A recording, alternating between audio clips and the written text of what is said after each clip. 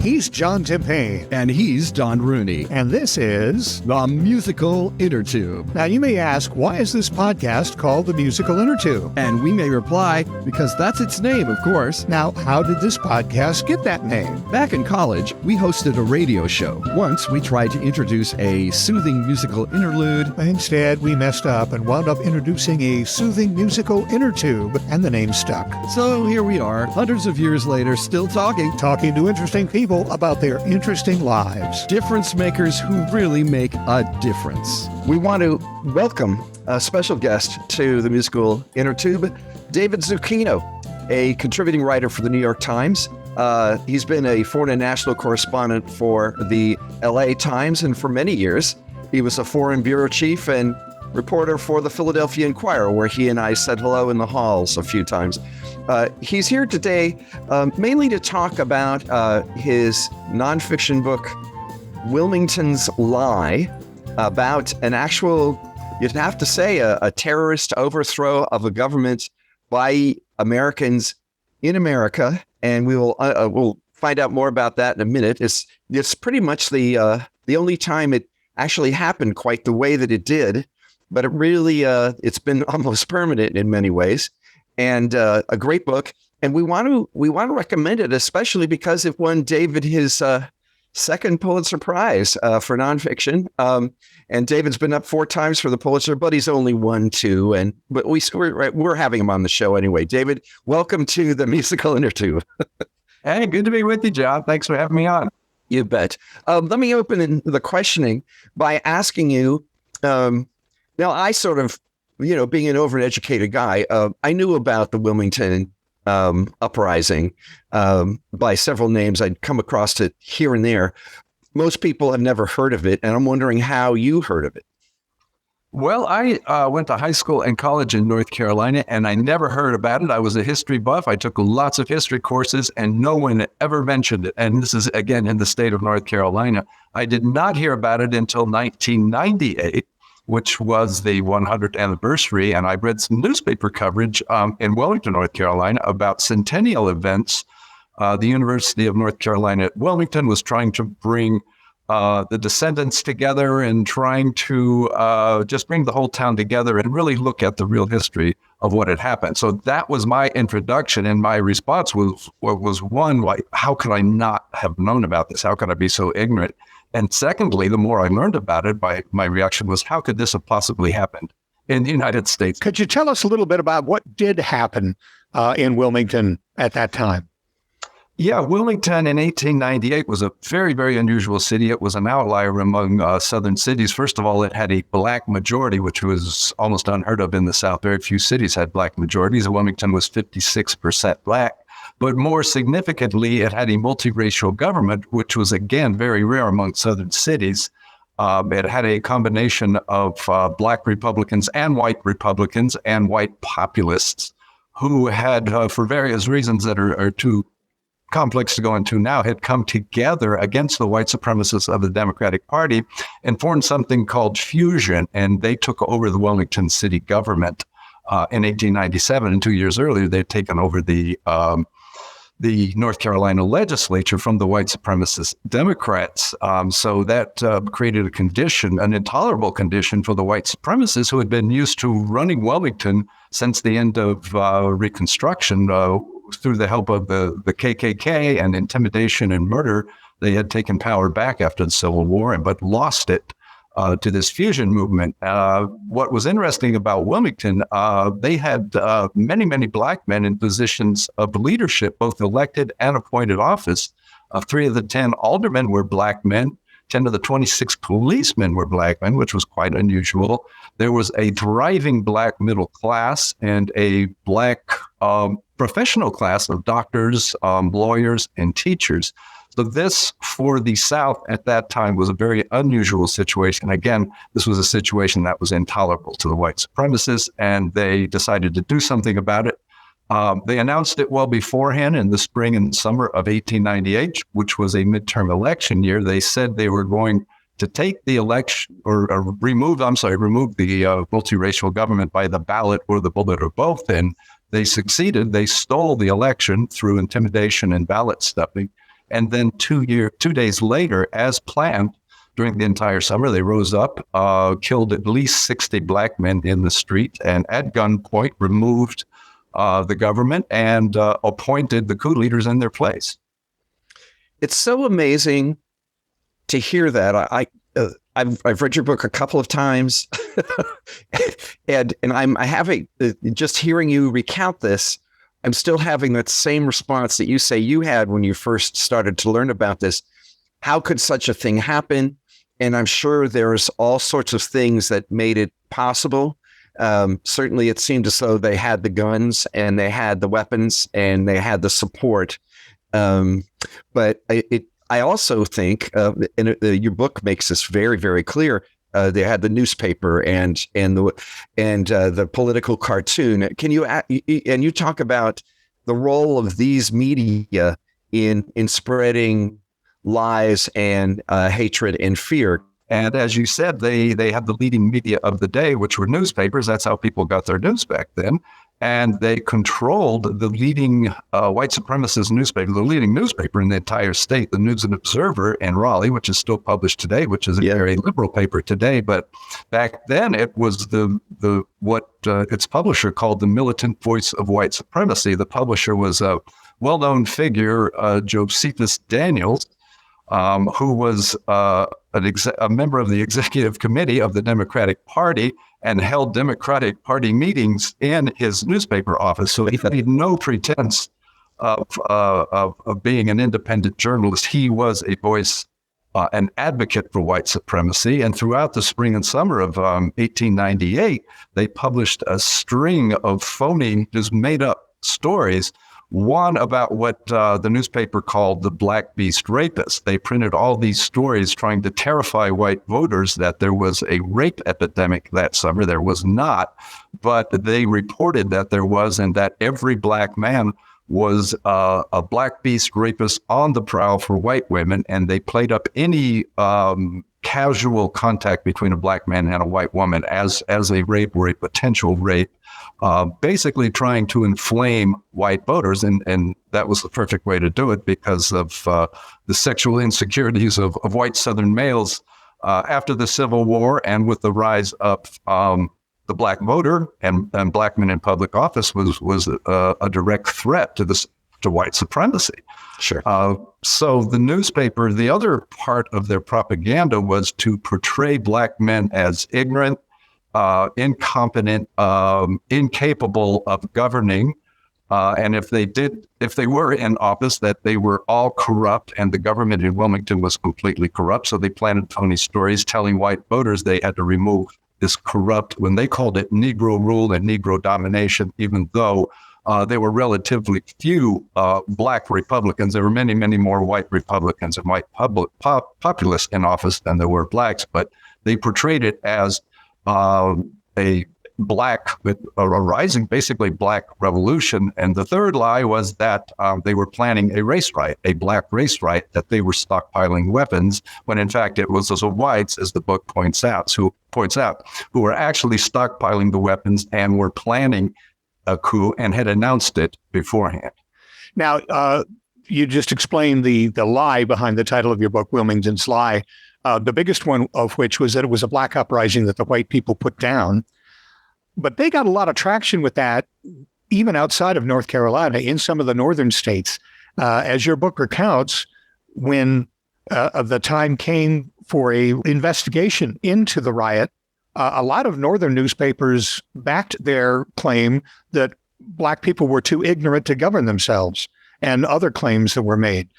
That was one of the biggest shocks of the research I did for this book. I read a lot of newspapers, a lot of white supremacist Southern newspapers, but because this event was announced beforehand by the white supremacists, all the major white newspapers of the day, and of course the dominant media was white, sent their male reporters down to Wilmington to cover what they called the race war. And this was before the coup. And it was the New York Times, the Washington Post, the Philadelphia Inquirer, Chicago Tribune, Baltimore Sun, on and on.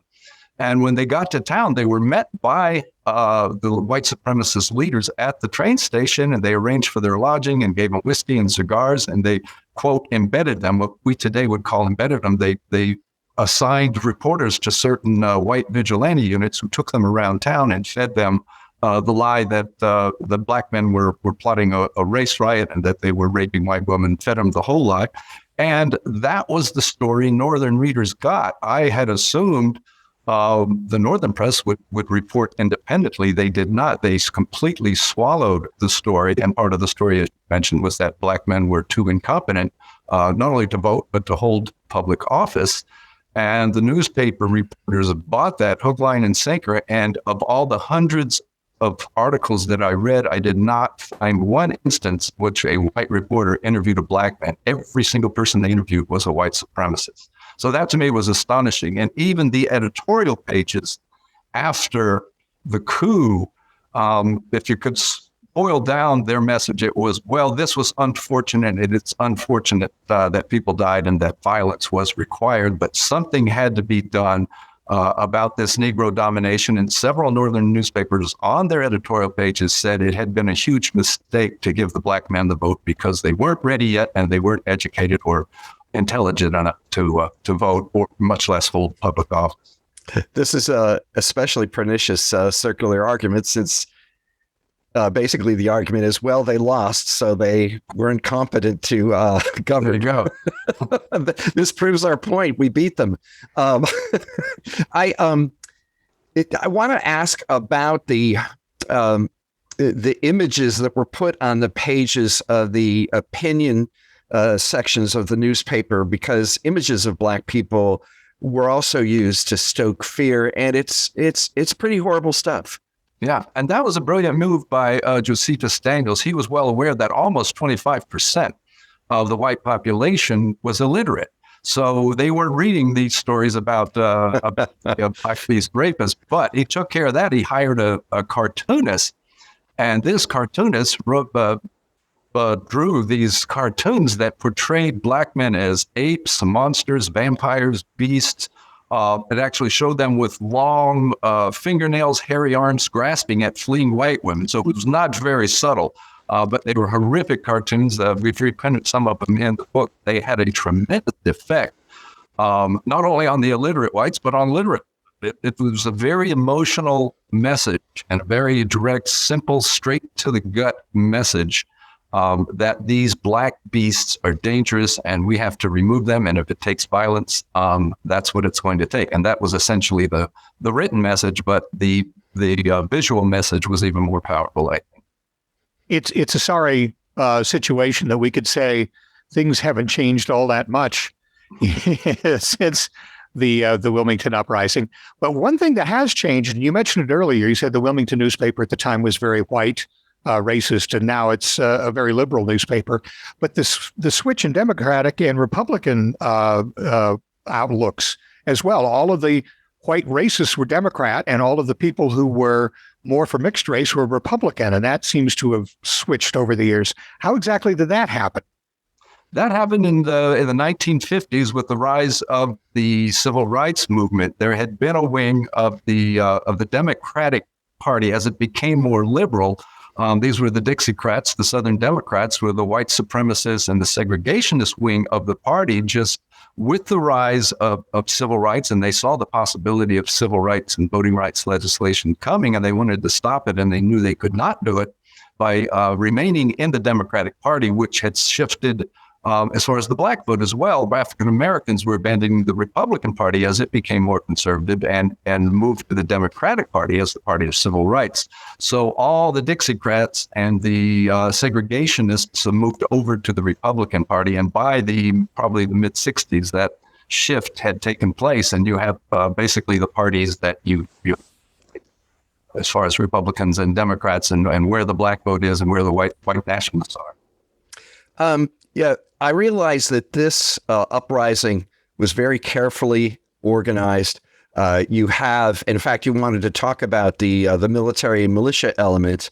So there was, that indicates, and there's a couple of things to say about it, but I would love to hear more about who these men were. Were they all veterans of the Civil War? And how did they sort of assemble the militia that won them the grand victory? Right. Well, there were actually several forms. One were the white vigilantes, and they were known as red shirts. They wore red jackets, and there's a very many theories behind that. One is it was from the Scottish Highlanders who wore red jackets to represent the blood that in battle. And most of the immigrants to the Cape Fear region were Scots-Irish, and that may have been, but for whatever the reason, they became the red shirts, and they were the vigilantes of the white supremacist movement. But there were also individuals, just individuals with guns, who came out on the day of the coup. But more importantly, the real power was the two state militias who were based in Wilmington. One was the Wilmington Light Infantry, and the other was the Naval Reserves. Now, these were the National Guard of the day, and they reported to the Republican governor in Raleigh, where they were supposed to.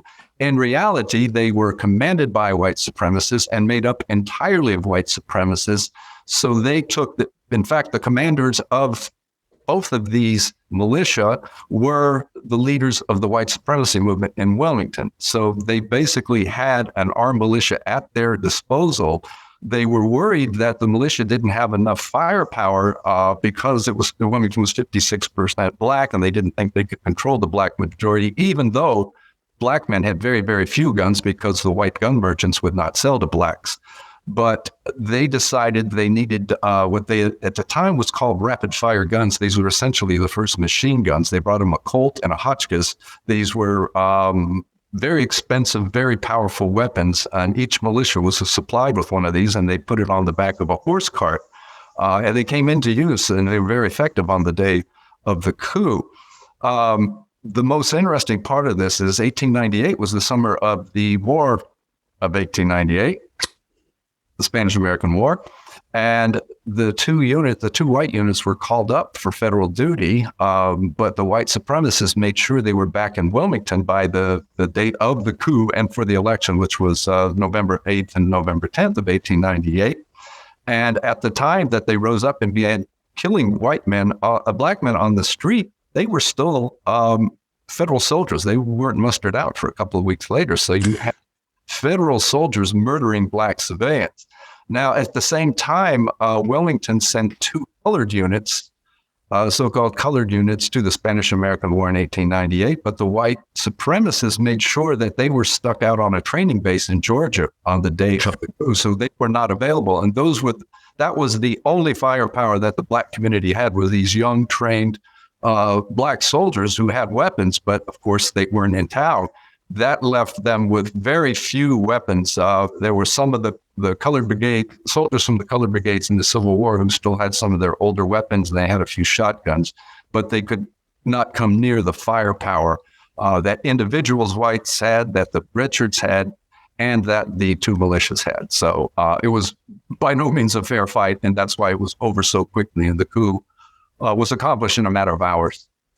You mentioned that there was a fusion government going on, that there were whites that got together with the blacks and helped some of the black men into the alderman positions, and I think the sheriff had some black employees. What happened to those people after the coup? They were targeted, and they were some of the main targets. The aldermen and the black policemen were fired just before the coup. They intimidated the white government into firing the black officers, telling them, well, maybe there won't be violence on election day and afterwards if you'll just fire these officers. They did, but of course there was violence. But they were very effective in intimidating black men. One thing I didn't mention earlier was the intimidation of black men who were eligible to vote during the spring, summer, and fall. The redshirts rode out into the Cape Fear countryside at night and yanked black men out of their homes and beat them and whipped them and said, if you even dare register the vote, we'll come back and kill you. And that really suppressed the black vote. Also, white merchants told their black employees they would be fired if they registered the vote, and many who did register the vote were fired. So that had a very, really an incredible effect on the black vote on the day of the election, which was one way the white supremacists stole the election. The other way was they literally stuffed Democratic ballots and removed Republican ballots from ballot boxes by creating diversions. The red shirts would break into a polling place and start a small fire in a diversion, and in the confusion, literally stuff the ballot boxes. Wow. What about the white men that helped those black men into office? Were they targeted as well? They were targeted as well. There was something called the banishment campaign, and there was a committee of white supremacists whose sole job was to select the leading whites and blacks, the most effective and influential, who were to be rounded up the day of the coup, put on trains, and sent out of the state. And in fact, that's what happened. The black men they didn't kill in the streets were rounded up and taken to jail, and so were the white leaders, the so-called white traitors. And in fact, there was as much anger directed toward the so-called white N-word was the word they used for the white leadership. There was as much anger directed at them as there was the black men. All of these people were targeted by the banishment campaign, and on the afternoon of the coup, they were rounded up, marched to the train station at gunpoint, put on trains, and said, if you ever come back to Wilmington again, if we see you here, we will shoot you on sight. And not one of them ever came back. Wow. David, this is not like several other racial uprisings or race riots in the United States history where, at least arguably, you could say that the sparking event was an interaction between a black man and a white woman. That did not happen here. And yet there is this undercurrent of sexual anxiety, as you referred to. And Josephus Daniels, as you said, is stoking the myth of the black buck looking to rape women. You have this one amazing person who I had not heard of before, Rebecca Latimer Felton, Right. who writes, she seems to be most fascinated with the thing that makes her most afraid. And she writes hysterically, actually, about, I don't mean funnily either. I mean, it's sort of astonishing about, black males endangering the flower of Southern womanhood. And then what happens is Alex Manley, who is the editor of the biggest black newspaper in the area, takes up these accusations and says, well, if there's sex between black men and white women, it's probably because it's consensual. Now, there is a guy who had some brass whatevers, because that had to be a slap in the face to a lot of people. And I know it wasn't long before the uprising began. We're not rid of this stuff yet.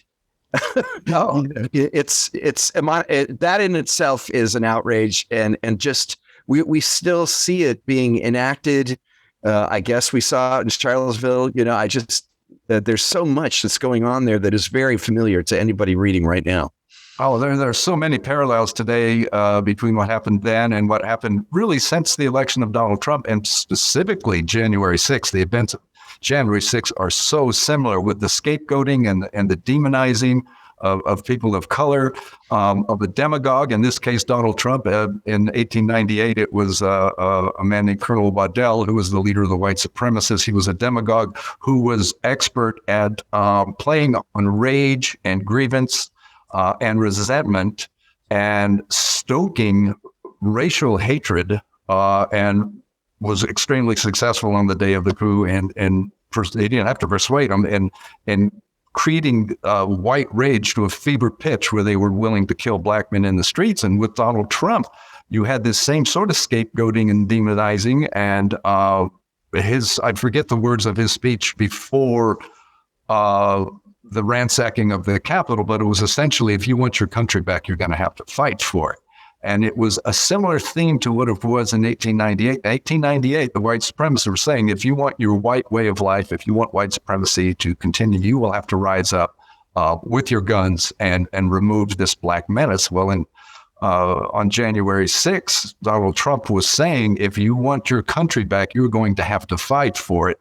And the undertone of that was that the Democrats were bringing people of color into, the replacement theory that you hear so much about on the right, that the threat is that people of color, Muslims, Black Lives Matter movement people, immigrants from Central America are coming to change the very face of America. Your white Christian nation is not going to exist anymore. And that essentially was the message on January 6th, not in so many words, but that was the undertone of Donald Trump's entire campaign.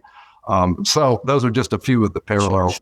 There was also gerrymandering, which we can go into later if you want to talk about it, and voter suppression, which is still going on today in different forms. We had some visitors over the Thanksgiving holiday, and they wanted to go down to Gettysburg. They had never seen. They were from out of state. So I took them to Gettysburg, and we walked around the brand new Gettysburg Visitor Center. And there are a number of films and a number of displays there that make it very clear that one of the prime movers of the Civil War was slavery and the racism that accompanied it. And I was talking to the people, these were people from Michigan, and they were amazed at two things. There were a lot of people in this federal building that walked around without masks. Yeah. And second of all, she said, I would be afraid when I was standing next to somebody, just a stranger, and we were reading this thing to say, wasn't that terrible about slavery? Because this person may look at me and say, you're nuts. This wasn't about slavery. This was about the rights of states to do whatever they wanted, which, if you're intimidated in 2021 to say that, as opposed to back in those days, it just seems like not a lot has changed in the ensuing years. No, what I really shocked me in doing the research for this book is how deep this wellspring of racism runs through American society.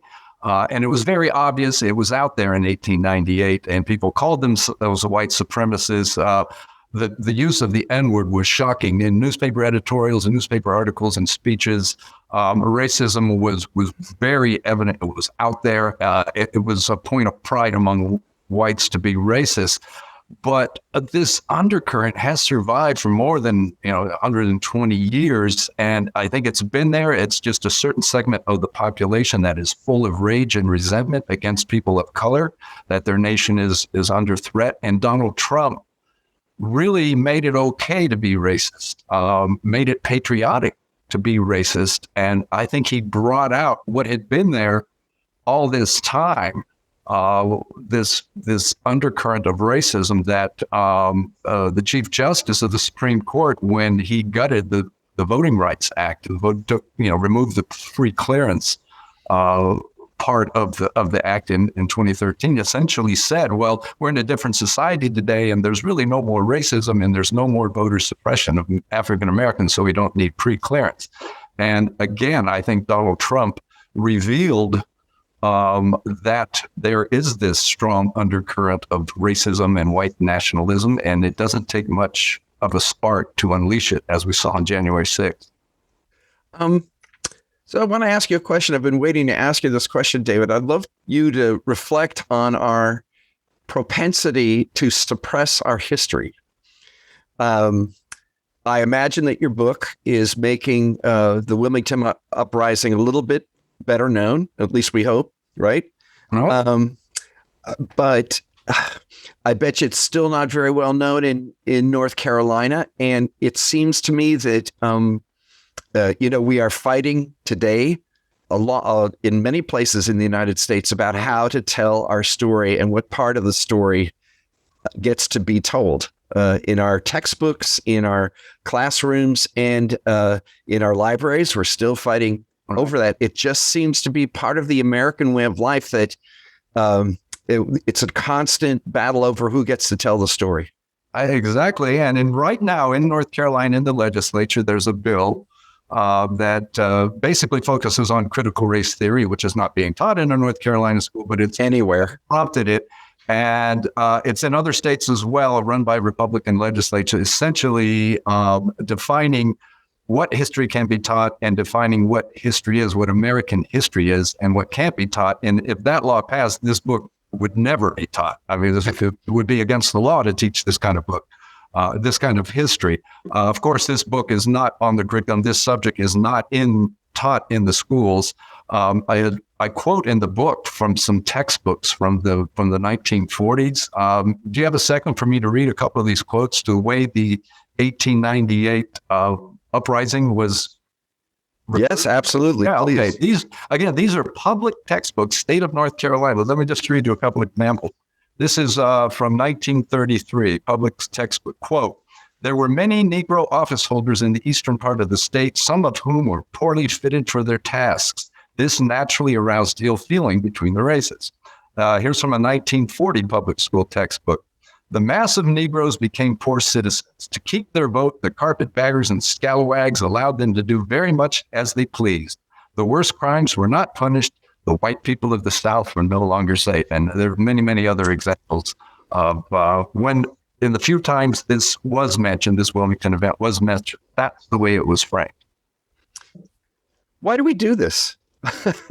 Yeah, it's the land of the free and the home of the brave. And how much of it also is the winner gets to write history? Exactly. That's what happened in this case. You know, the white supremacists, the first generation, those who took part in the coup, celebrated it. They bragged about it. They wrote memoirs. They wrote books. They wrote newspaper articles. Right after the coup, there was an enormous parade in Wilmington with the red shirts on horseback, firing their Winchesters, going through the black parts of town, terrorizing black men, the black men who had survived.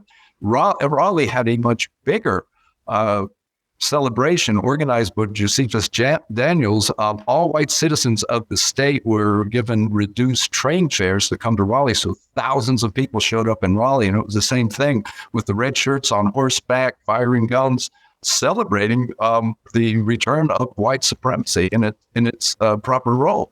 The next generation in Wilmington realized that these troops were a little bit uncomfortable.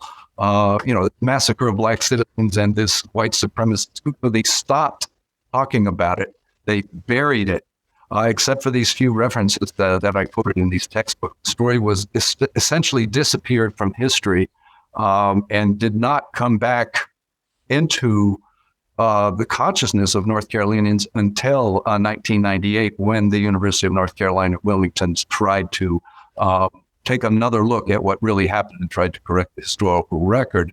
And that's essentially what I wanted to do with this book, is to correct the historical record and frame the events the way they truly happened, which is the opposite of the way it was framed by the victors.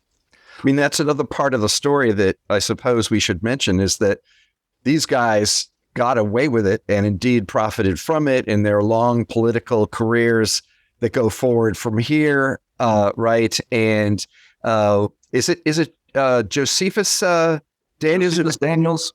Yeah, is he the senator for 8 terms or something like that? I can't remember. That was Furnifold Simmons, who was the chairman, a great name, chairman of the Democratic Party, and he and Daniels were the leaders across the state of the white supremacy campaign, and he was elected to the Senate for 30 years. Josephus Daniels became Secretary of the Navy, ambassador to Mexico.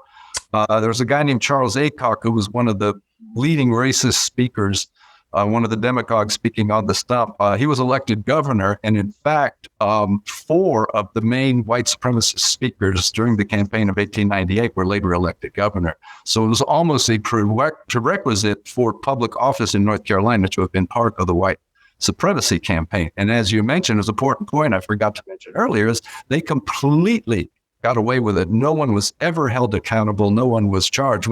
No one went to jail. No one was charged.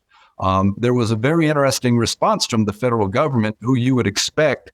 It was a Republican president, William McKinley, a Republican administration. You would think they would immediately send troops down and restore order and restore black man's right to vote. Before the coup, there was a delegation of black ministers, as well as a congressman, George Henry White, who was from a district outside Wilmington, from North Carolina, who was the one and only black member of Congress in the House or the Senate. He led a delegation of black ministers. They went to see McKinley about a month before the coup, and said, here's what's happening now. They're going to rise up. They're going to steal the election. They're going to kill everybody. They're going to take over Wilmington. McKinley did nothing. After the coup, this same delegation went back.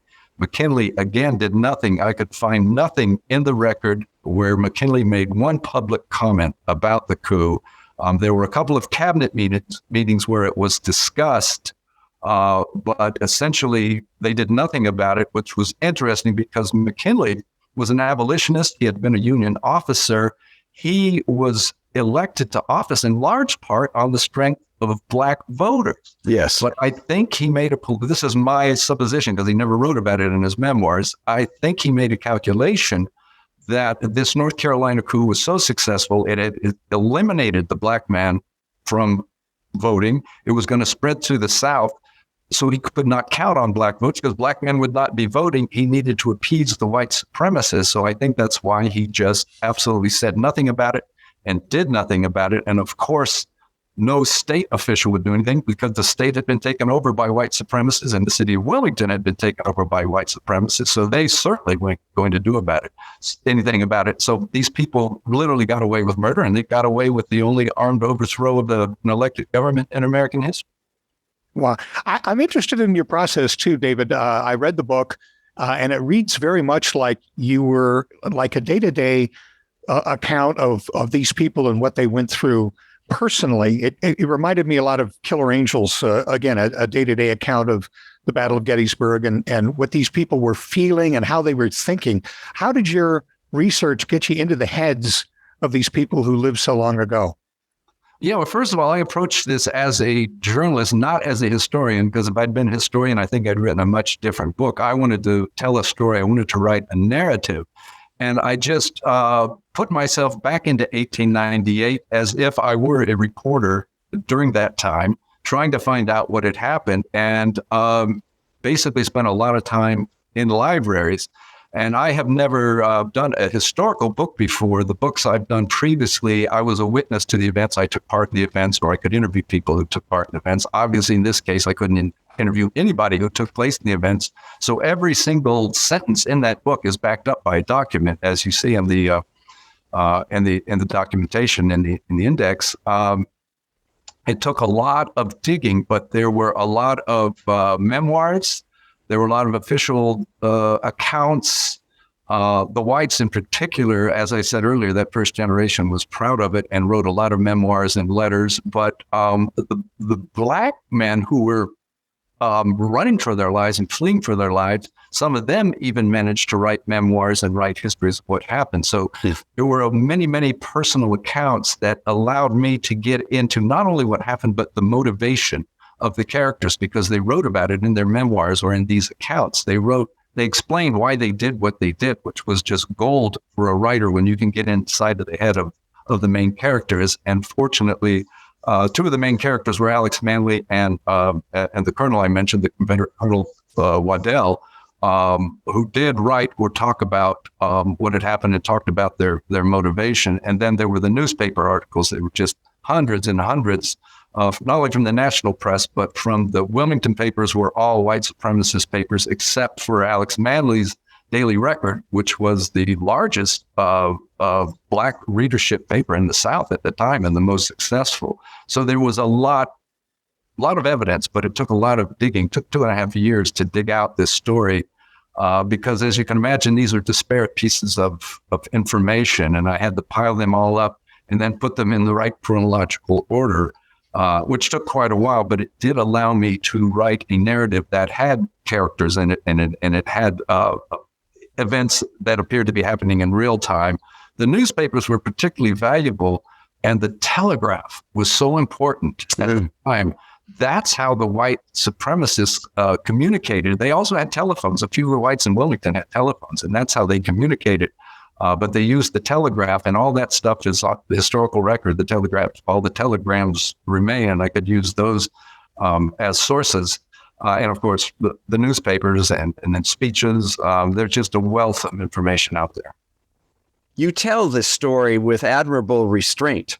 And having spoken with you for more than a half an hour about it, I realized that there was a lot to restrain, but also that the story is told in a way that at many points in your book, the narrator is pretty transparent. That is to say, you see right through the narrator, and you let the events and words speak for themselves in the best possible tradition.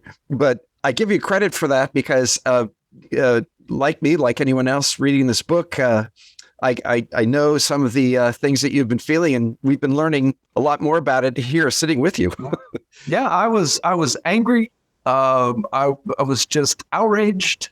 I felt that as I was doing this research, and I did have to take breaks at times because it was so unrelentingly depressing, these events. And of course, I knew what was going to happen, and I could see it slowly build. And it was depressing, but I did not want to tell the reader what to think. The events themselves, the words of the characters were so powerful, I didn't need to interpret them for the reader. All I had to do was just explain what happened and why it happened and why people did certain things, and the reader could draw their own conclusions. I didn't have to tell them they should be outraged or they should be angry. The events and the facts spoke from themselves. So I'm a pretty dispassionate narrator, just relating the tale and letting it take place. Several reviews of the book noted that there's no real sense of outrage from the author, but the events themselves are outrageous enough that it wasn't necessary. Well, obviously, this is a labor of love to a native North Carolinian. Right. And it was terrific. It was a terrific read. And as John said, we do recommend it to anybody listening. David, thanks for being with us today and to bring that labor of love here and give us a little explanation about it. Congratulations, David. Thanks for coming on our show. Thanks to both of you, and thanks for your interest. Great talking to you. And thank you for listening to the Musical Innertube. The Musical Innertube is available everywhere good podcasts are found. Listen on your favorite platform and give us a good rating. You can subscribe to the podcast on our website, musicalinnertube.com. There you can listen to all of our podcasts, see pictures and biographies of our guests, and contact us. You can even leave us a voicemail. And don't forget to leave your email address on our Talk to the Two page on the website, and we'll send you a preview of who's coming to talk with us by email, just so you're prepared. That's musicalinnertube.com. And as always, thanks to virtual band Car Radio Dog for our theme music.